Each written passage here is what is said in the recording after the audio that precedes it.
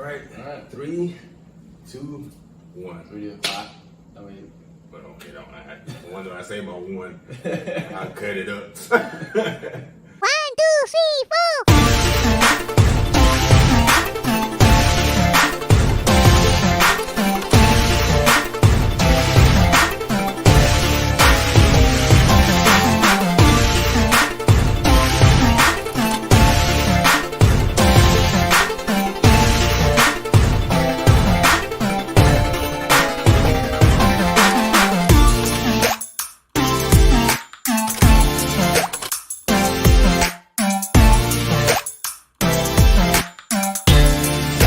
This is how we do. We get lifted up so we can lift y'all up. That's a fact, man. Shout out to you, man.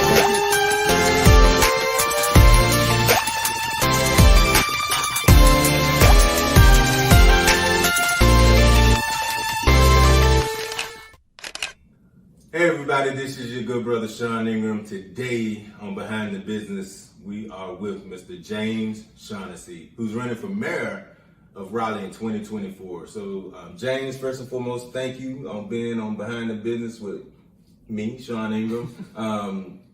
We're just gonna really get into it, man. I do gotta say this, first I was introduced to James by a cousin of mine, Great. So Great, thank you for introducing me to James. And I wanna say this for a lot of other people I've interviewed through the years. A little bit of sarcasm, if you would say, James. We talked about sarcasm earlier. So when I came to James' house to interview him, James had breakfast made, and we had good breakfast and cooked breakfast. So I just want to say thank you for that. Also, yeah, denied the coffee though. So. Yeah, I denied the coffee. I'm not a coffee drinker, but the water was great. I appreciate the water. So James, like I said earlier, man, we're just gonna get into it, and I only have 4 questions, and we'll break them up as we go along, and I definitely want you to speak as freely and as honestly and as comfortably as you would like.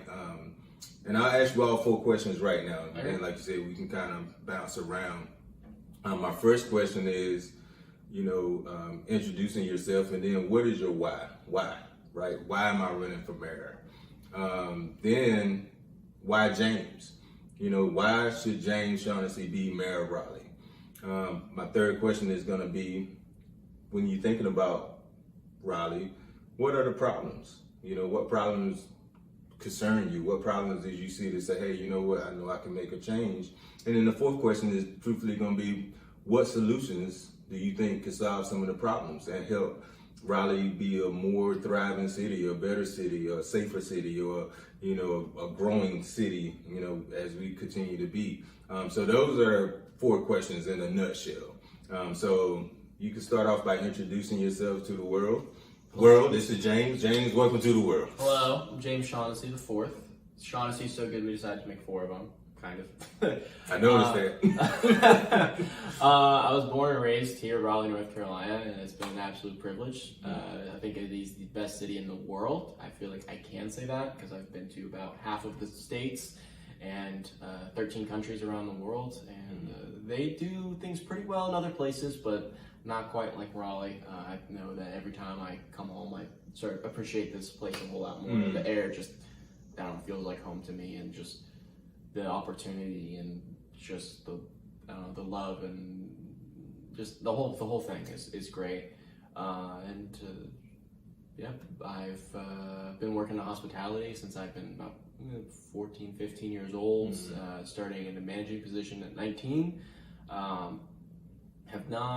When I graduated high school, this is funny, that I was making a lot more money as a manager than people working underneath me, who did have college degrees. So I decided, okay, maybe won't do this right now. I didn't actually think I was going to go back to school at all. And then after working on hospitality and kind of figuring myself out, I wanted to go back to school, and I made a promise to myself and my mom, because she is a big part of this decision too. It was like, Definitely. I'm gonna go back to school for 3 things. One of 3 things: medicine, engineering, or law. Okay. And I ended up on law, so doing pre-law in political science, bachelor's. I'll be finishing up this year. So that has been a very nice experience of going back to.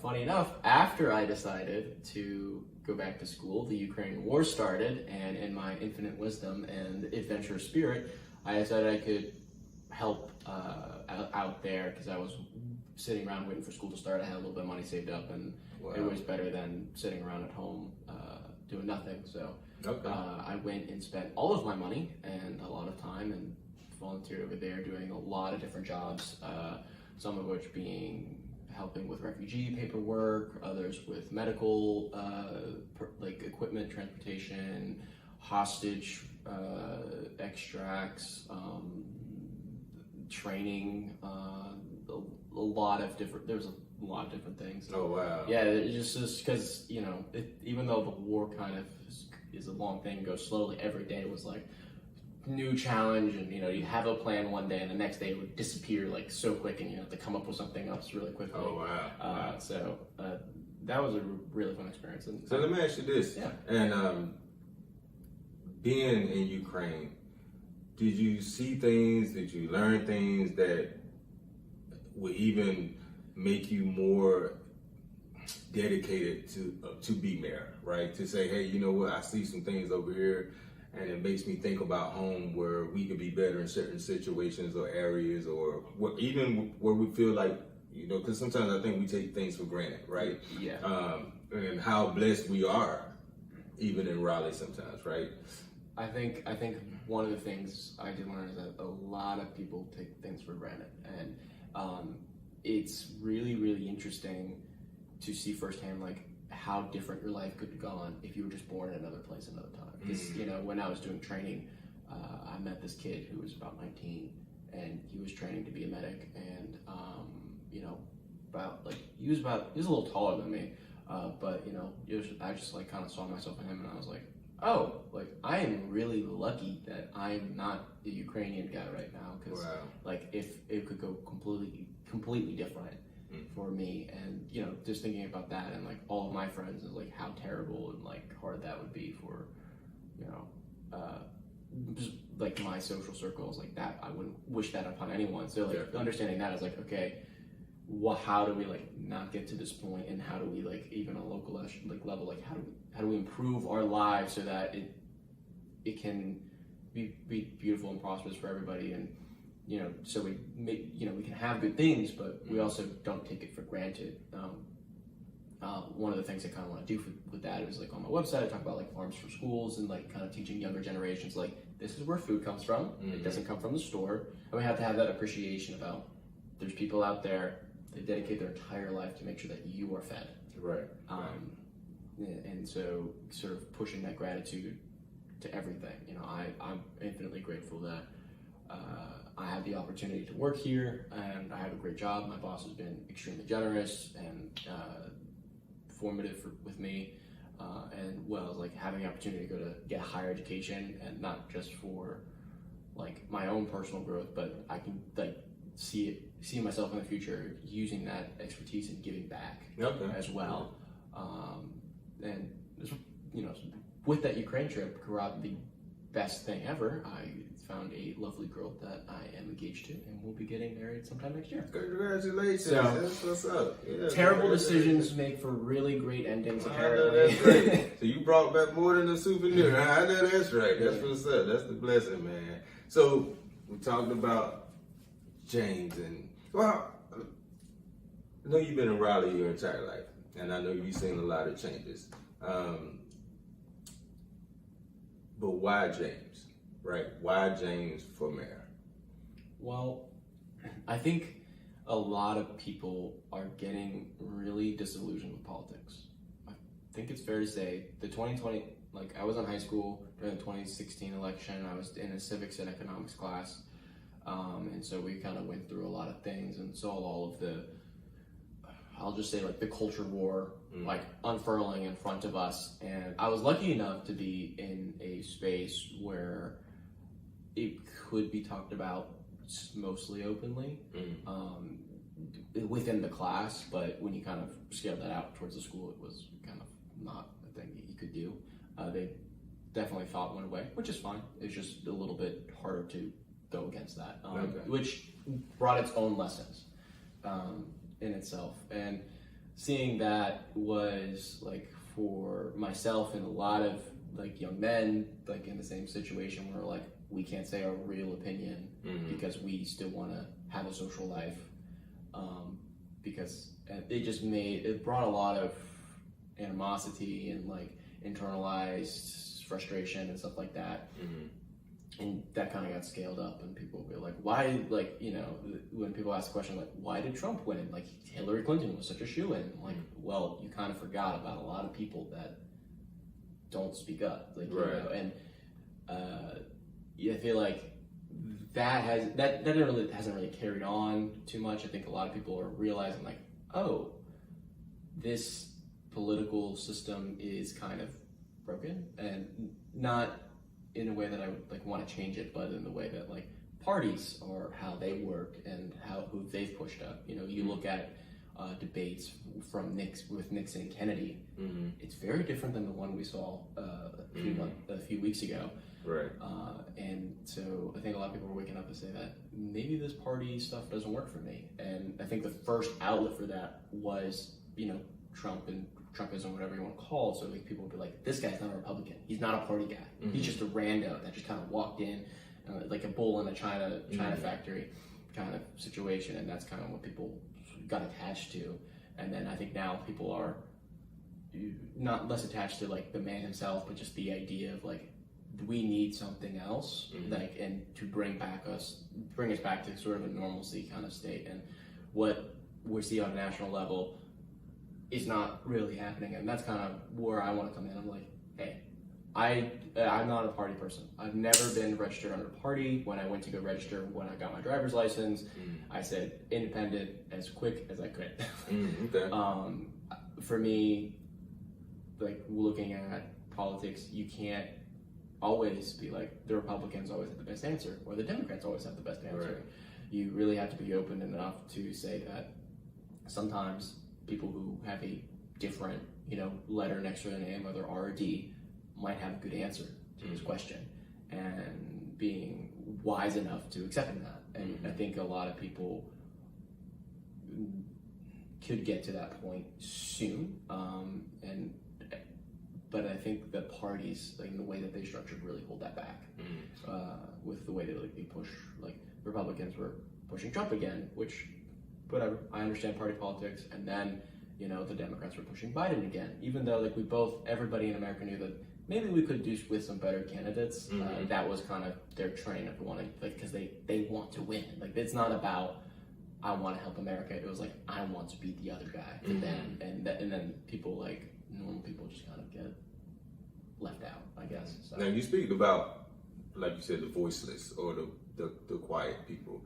When you're running for mayor or you become mayor, how do you plan to be that voice? Do you plan to be that voice for some of the voiceless or the people that's less heard or that don't have, and what would you say on their behalf?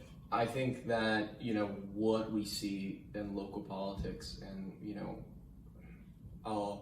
I guess I'll just speak plainly, is that we have those like city advisory councils or citizen advisory councils around town, and I've been to a few of the meetings, and it's built up by a bunch of retirees, which is fine. They got time on their hands. They want to donate to you know, civic service, and I talk to them, and they're very open, like they're very accepting that I'm there because I'm the youngest person in the room every time, by a factor of like 40 years. And they're like, how do we like open it up to the young people? But, you know, opening up, when they start talking, it just shows that they are living in a very different place than I am, and like we just can't, like, meeting in the middle is going to be very, very difficult. And when I'm like outnumbered like 10-1, it's like it's going to be difficult to open up that dialogue and say, hey, like, a lot of people don't think this way. And so if you've seen any rezoning case, you see a lot of people within a particular neighborhood, they come out and they say, I don't want this affordable housing project in my area, but they want affordable housing in the city. And so it's sort of like the people who have time to speak up their voice get to really like put it in there, but the people who like, you know, have a job or have school or have 1,000 other things in their day-to-day life, and they're like, I can't afford rent, so I have to work 2 jobs. This affordable housing project would be really, really good for me. Like, sort of pushing that forward and be like, I speak for the people who literally have 0 time to come to this, because I know, like, I've been that person. Right? Like, I kind of still am that person right now, because I have a part-time job, a full-time job, and school, and all those other things, and yet I'm still like doing campaigning. So those people who have a day-to-day life that just, and they can't, they either because they're disillusioned, they don't want to be involved in politics, or they literally do not have the time to like have that input. They definitely need to be spoken for a lot more. Yeah, because a lot of them just on the go, like you said, just trying to make ends meet, just trying to survive. Definitely can't take off during the day to go to a city council meeting at 10 o'clock on a Tuesday morning, right? And like, you know, I was telling you earlier, I remember when I first moved to Raleigh in 1995, I stayed off of Glenwood Avenue, and I remember our apartment was $650. It was a 2-bedroom, 2-bathroom. And I think 2 years later, they went up to $750. And me and Ben went crazy. It was like, man, what are you doing? You're going up $750. I mean, now fast forward 20 years later, the average 2-bedroom, 2-bath is what, 18? Yeah, that's about that much. 1,800. Yeah. So, and like you said, so when people that aren't as blessed financially, let's just say it like that, they don't have the time. They, you know, maybe they do have thoughts and ideas, and they definitely want to say some things, but they might not have the knowledge, as you know, referred to earlier, even how to, you know, go about the channels to say, hey, you know, how do I make my voice heard? How do I kind of put my input in? So it's definitely needed that, in a sense, someone needs to be a voice for the voiceless. So I definitely appreciate that. Right now, we're going to go to commercial break. We're going to go to commercial break, and I got a gift for you too. Speaking of commercial break, I actually got a gift for you. I love the bag. Thank you. This show is sponsored by the Shawn Ingram Collection. This is a gift from the Shawn Ingram Collection. Do I open it up? Yeah, go open it. Yeah. So we have a book, of course, and then also inside the bag is a T-shirt. I'll sign the book for you later. You got it right here. Is that you or? Yeah, that's me, but I actually signed it. Okay. This is great. I have, you see, I have a lot of books. So. Yeah, I know that. There's a bigger bookshelf in the bedroom. Oh, you got my favorite color too. I love blue. Man. So, and we'll go to commercial break, and we'll be right back with Mr. James Shaughnessy. Yo, I'm here with Kid and Play, man, tonight. Y'all ready to do your thing? Well, yeah, man. We stay ready, so we ain't got to get ready, baby. Yo, man, we thank you. I appreciate this, man. We on air 247. Hey, man, much love, man. Pray for your boy. Thank you. Pray this is how we do. We get lifted up so we can lift y'all up. That's a fact, man. Shout out to you, man. Thank you. We're back from commercial break. As we said before, this show is sponsored by the Shawn Ingram Collection, the brand of inspiration, so please support. Thank you, Play, of Kid and Play, for that commercial. We always appreciate you, so y'all make sure y'all check out Kid and Play's new podcast also, so definitely look them up. All right, James, so we're back. You know, we talked about a lot earlier about, you know, why you wanted to run for mayor, why James. So now my question to you is, 2 simple questions, and like you said, we're just gonna run into it.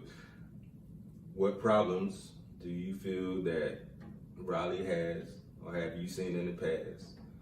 And what corrections or what solutions do you feel that you could bring to the table to make us a more thriving Raleigh, or safer Raleigh for our youth and our elders and everybody in between, more economical Raleigh, more business driven? I don't know if we need more people to come. I feel like we got, that's just my personal opinion. I feel like we get, people come every day. So wherever y'all at, we appreciate y'all, but y'all gonna stay where you are because traffic is getting out of hand. But seriously, like what, just a more thriving Raleigh. What are some of the problems, and then what are some of the solutions that you feel you could bring to the table? I think there's 3 things. 3 biggest problems that we have is housing. I feel like that's not even just for Raleigh. I feel like that's just a national issue. Just mental health.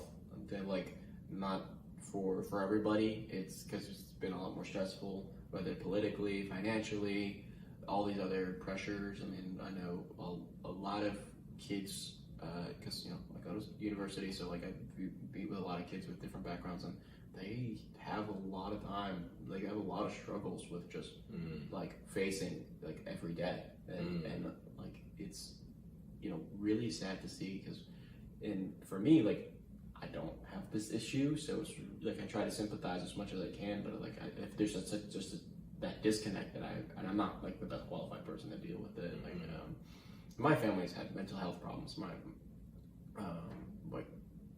My sister has some mental issues as well, and she's like, we've worked together as a family to like help her get better. I mean, it's been a long, slow process, and I've dealt with my like issues with depression and stuff like that, and but mental health, like it's important. It's not like a fluffy thing. Right. No, it's real. Yeah, it's real. Despite what all the macho people try to tell you that it's not real, it's 100% real. And every soldier that I've met knows it's real. And I think like public safety in a large umbrella, and I'll kind of break that down. So housing, how do we fix that?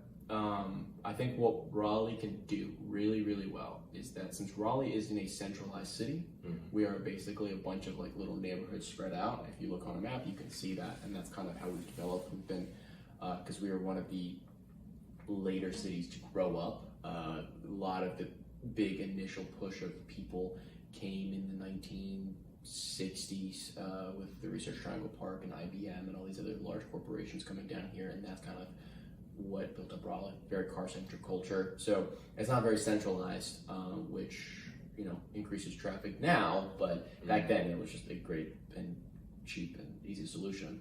Makes sense. But what we can do with this is, since we're like little pockets of retail and housing and commercial, is sort of condense those pockets into be self-contained, centralized sort of hamlets.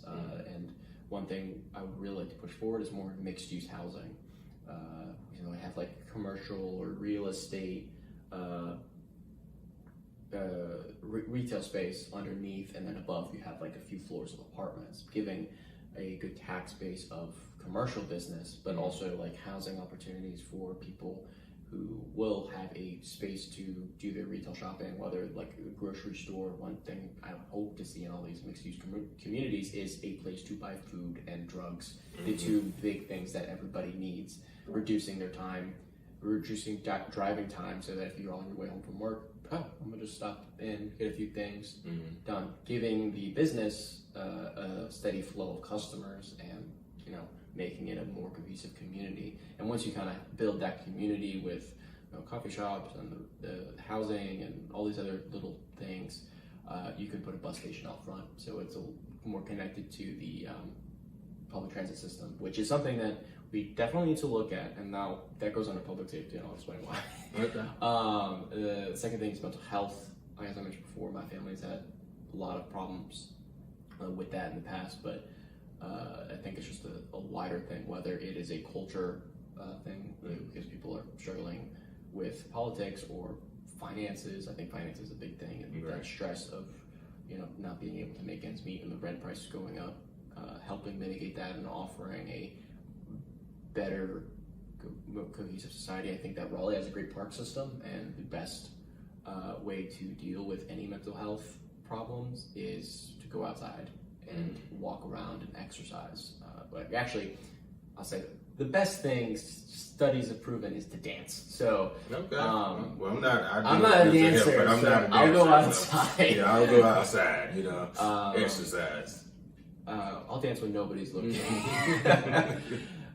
As well as like we see on like the streets of downtown, there's a lot of people who are homeless, and there's that struggle with their mental illness and addiction. And Dorothy Dix used to be open.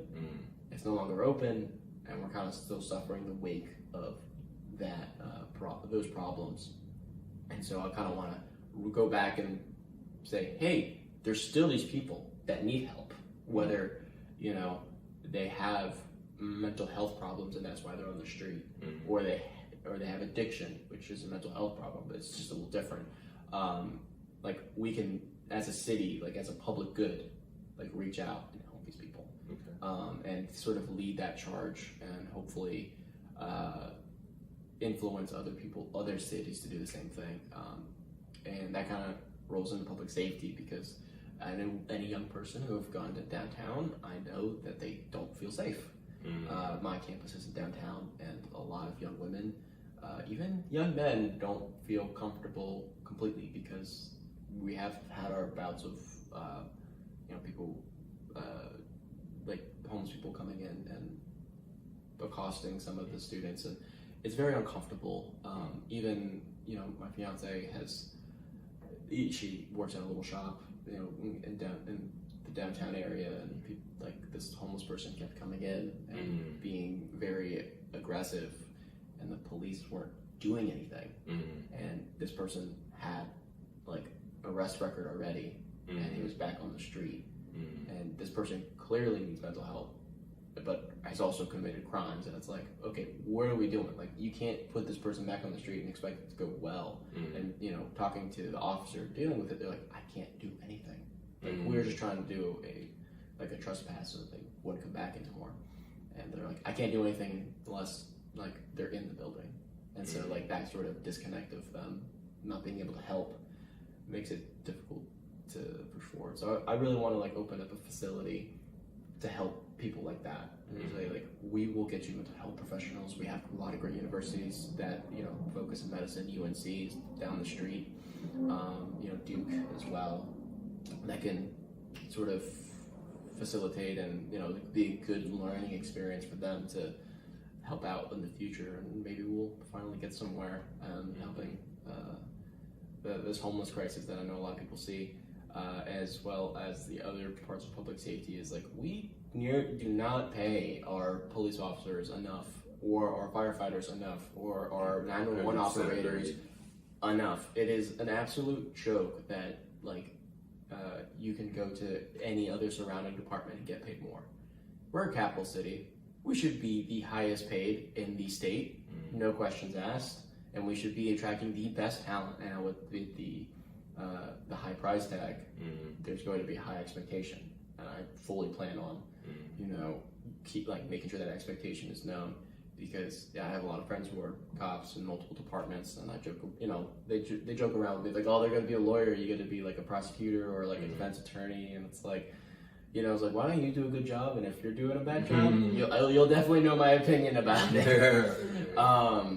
And talking to them, they're like, I understand why we lose a lot of RPT guys to go to Cary or Wake Forest. They get paid more. That's it. That's it. So I used to actually be on the police advisory board, and one of the shocking things that I've learned when I was a part of that board was, like you said, a lot of RPD truly can't even afford to live in Raleigh. Yeah. Right, because of the pay scale, or and so when we're talking about beating the community, right? That would mean the police would need to stay in a community, technically. So you're right. There's a lot of different barriers and obstacles, and that we would definitely have to overcome to keep good talent, like you said, to even attract good talent first and foremost, and then to keep good talent. So I 100% agree with you. I met there's a few officers that come from out of state to go to the RPD Academy, and then they do their 3-year contract and then leave. So it's their kind of police college. That's how good our academy is, that we're attracting talent from all over the country to come in and take our police academy, but we can't keep. That's kind of oxymoron, right? What are we doing? That's ironic, because it's we have a great police academy, but then the pay scale don't allow us to keep. And a lot of I hear a lot of officers will go to the police academy as soon as they graduate, and no matter what their contract says, they'll drop and go somewhere else. I can't fault the officers for getting a better deal. I understand. No, definitely not. When you have to take care of family, but we just put hundreds of thousands of dollars into you as an investment. So there's definitely has to be something. And I know that those police departments that hired them definitely know that they got a contract with us. So we kind of have to open up that dialogue and say, hey, somebody owes us money, and it's probably that the police department that openly broke their contract, and get that money back somehow, or open up new agreements. We will train your guys. You can have them, but they need to be here for 3 years. So they get continued training, and a lot of people don't know this about our PD structure is that you'll finish the academy, but you'll still do certifications while you're on beat. So that first 3 years, you're still finishing like school. It's, you know, that a lot of people don't know about this. I just know because I have a lot of police officers who are friends. But, you know, like just understanding the struggles of like, they really want to help. They really do. They see like the problems on the street and they hear you guys. It's just when it gets above like to city council or to the DA, it's just not transferring. You know, council wants to get elected. DA wants to get a good record. Right. So that doesn't transfer to like the community. Like I want them to be safe. Like, so it's a very conflicting thing. You think it would all be like, hey, this is our job. We got to keep the community safe, but not really. And with that, like, you know, I talked about like transit being a public safety thing. Like a lot of people want to push public transit. A lot of people, like in the questionnaires that I answer, they ask about what are we going to do? Should we do light rail? And no. The answer is no. And I would love light rail, but we just don't have the culture for public transit yet. Like we have about, I mean, we're rounding up a little bit, 500,000 people that live in Raleigh. And we only had 4 million riders last year. That's like 2 people a day. Like the whole city, like that's not a lot. Like, you know, it's, and with cities, like usually they, like New York, like 70% of like all of their people like ride public transit, and even smaller cities like or like even around the world, like it's a lot higher than what it should be. And most people drive, and that causes traffic problems. So with that restructuring of like building these little pockets around Raleigh as like self-contained communities, it opens up the ability to plan a cohesive, you know, public transit system, and you know, makes a stronger community, hopefully. Yeah, one reason is why people don't ride the bus is because they feel unsafe riding the bus, and that's it. Like, I've ridden the bus, and you know, I feel like I'm a guy who can handle myself, but still, I'm like, I think I'm just gonna drive my car next time. I wish I could ride the bus more often, but like, cause I'm driving all over the place, like it's just it doesn't fit within my schedule. Right. So, and it takes forever to get anywhere. So there's a lot of work that needs to be done there as well. Yeah, I mean, and you're right. Like I think a lot of times when people think about safety, right? You know, one of my things is a safer tomorrow for our youth, you know, and for our elders. And like you said, when you're taking everything into account, going downtown, riding public transportation, you know, even going to the mall now, right? Yeah. Going to the movies. You know, my daughters are 13 and 18. And so every time they leave the house as a father, right, you know, coming from the streets, going through everything I've been through, going through prison, like you said, being a healthy, fit guy who feel like I could fight, it has no bearing on my defenseless children going out into this world. Yeah. And I'm sitting at home like this scared father, just waiting, sitting on the couch waiting for them to come back or text or looking at their location to make sure they're all right, you know. So it, like you said, regardless of your race, age, or whatever, I think we all want to feel safe. Even with me, you know, jumping out at stores sometimes, right? I'll jump out of my truck and like you said, you just look at the situation, you're like, you know what, let me go on down to the next store, right? And so, I mean, public safety is a very, very crucial situation to deal with at this time. Yeah, you know? And offering more public transit offers more opportunity to people who, like, might have to do the opposite to, like, support their family. Like, I know that you struggle with that, so, like, if they had more opportunity, like, oh, I can get to a job, like, on the public transit, and I don't need to buy a car. Like, that is a big barrier for people in the cities. Like, they need a car, and look, that's just how we were designed. Like, it's not a good or bad thing. It's just a thing. So, like, if we could sort of remedy that, it would help a lot of people who are really working to get themselves back on their feet and trying to get a better life. Like, we could do something. We really could do a lot of good. Like, there's so much good work that we could do. I think the BRT is a good start of that, and I applaud the city council for doing that. Now explain the BRT for those that may not understand. BRT stands for Bus Rapid Transit. Is basically the plans are there's going to be 2 lines. There's going to be a east to west line that starts sort of at the hospital and goes basically all the way across to I think it's the university. So it's like connected basically down what's that street? Not New Hope. New Bern. It starts in New Bern and it goes basically all the way across.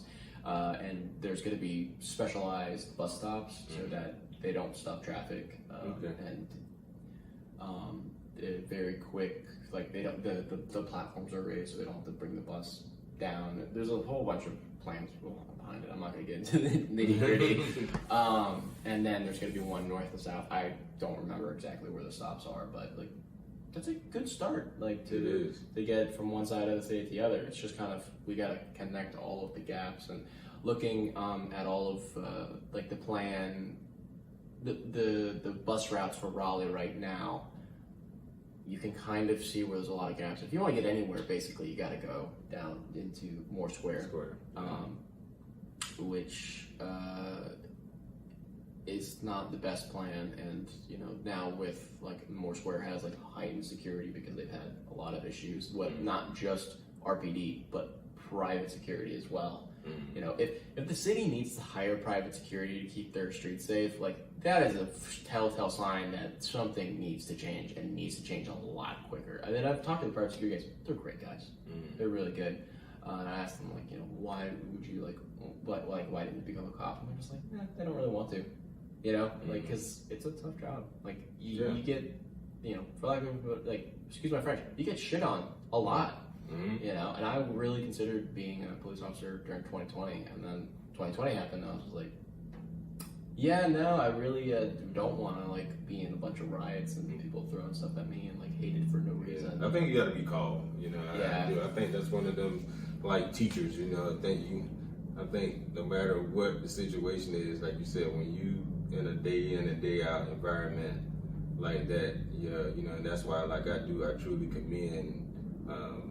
Police officers. Apologize for every police officer that I caused hell back in my younger days and before. I still cause them now. Personally, it's cat and mouse, game. But no, like you said, for anybody that goes out and sacrifice and risk their life, and it's definitely be commended, like you said earlier. And to me, you definitely need to be rewarded for it, especially financially, right? And so I appreciate your thoughts on that.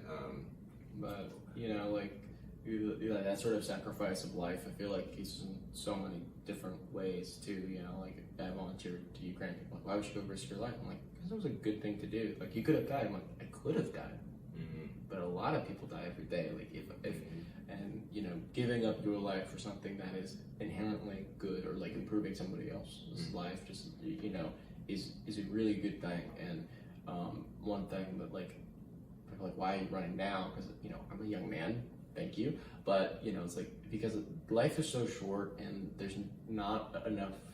Like you don't know how many days you're gonna get.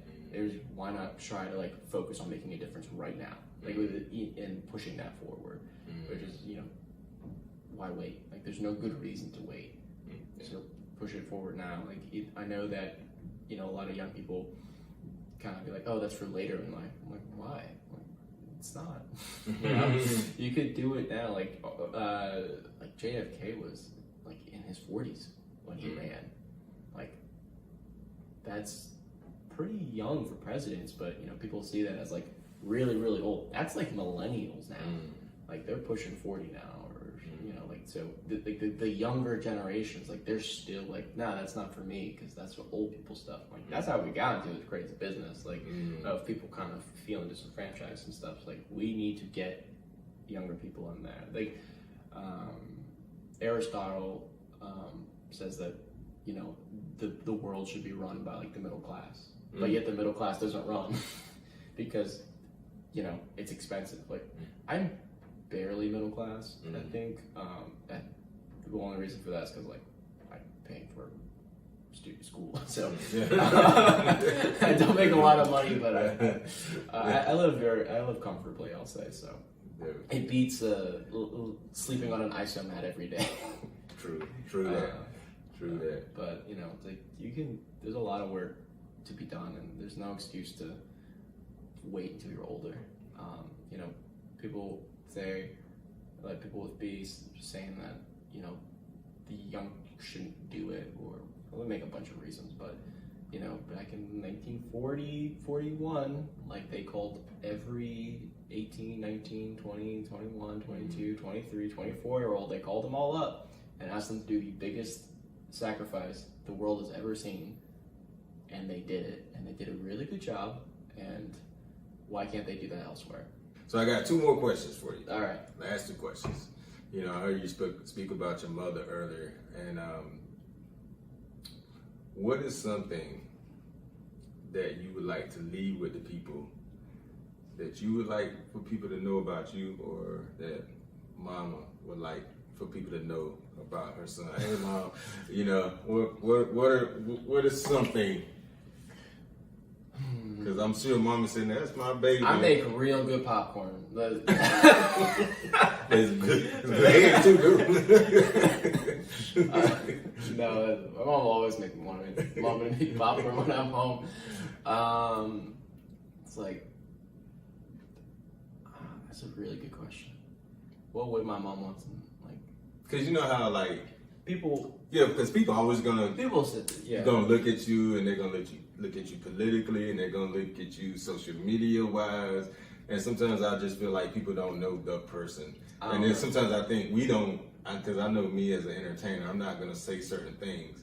But my grandmama, you know, if she was still here, she'd probably say, well, my baby this or my baby that. So I always try to think about that sometimes. So what's something? I think one thing that you say is like, I don't run. You don't run? I don't run. Like, as in, like, I don't run away. Like, if I'm running towards the thing. I'm like getting it. I'm going towards to get it done. So when you decide to go for the fight, you all in. All in. You know, like when I started dating my fiance, I knew like instantly. I was like, I'm all in on this. Like so quickly. I was like, this is it. Like, and it took a little while to convince her, but yeah. But like that's something that I think that she's taught me. And people, you know, one of the questions like, why are you running? I was like, well, my mom gave me this one trait, which is very lovely, is actually giving a shit and then having the resolve to do something about it. Right. So, you know, right. That's mama for you. That's what's up. And then the last question is just for those that don't know you, for those that say, hey man, I like what he's talking about. How can they support you, or how can they follow you and learn more about you? If you go to Shaughnessy for you, that's my tag on Twitter, Instagram, Facebook, all of the things. It's also my website, ShaughnessyForYou.com, and on my website, like, feel free. I'm an open book. My email's on there. My phone number's on there. DM me, call me, text me with any questions if you want to learn more about me. And you know, I'm just completely open, honest, and transparent, and I want to be accessible. Do you have any upcoming events that you're planning? No, we had our kickoff event in July, which was really, really good. But we're like, me and my team were talking about like new events and like what we kind of want to do. Right now, it's a lot of canvassing. I did just move, so it was that was a little crazy. But now we're starting, instead of like sit down and start talking out and reach out to people. I think we're going to be having a cookout.